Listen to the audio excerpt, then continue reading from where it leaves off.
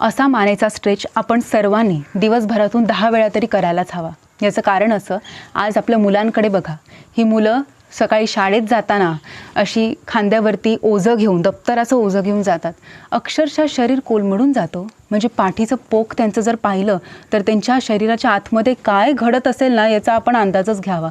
पाठीला असं पोक असतं, अभ्यास करताना म्हणा किंवा दप्तर असेल पाठीवर तर श्वासोश्वास इतका मंदावत जातो। तर तुम्हीच करून बघा, जर पाठ आपली अशी असेल आणि अशी पाठ ठेवून जर आपण अभ्यास करतोय, वाचन करतोय, जेवण करतोय किंवा तुम्ही तुमच्या ऑफिसचं काम करत असाल तरीसुद्धा एकाच स्थितीमध्ये आपण पाठीला ठेवतो आणि फुफ्फुसांना आकुंचन आणि प्रसरण करायला इथे जागा मिळत नाही।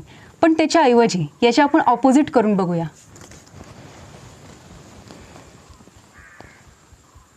काय सुंदर ताण आहे हा ताण मी आग्रह करेन तुम्हाला, तुम्ही आत्ता माझ्यासोबत करून बघायला पाहिजे।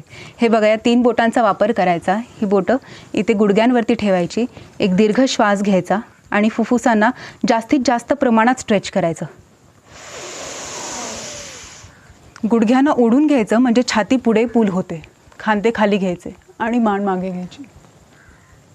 हा सराव करून तुम्ही तुमच्या पाठीचं पोक घालवू शकता।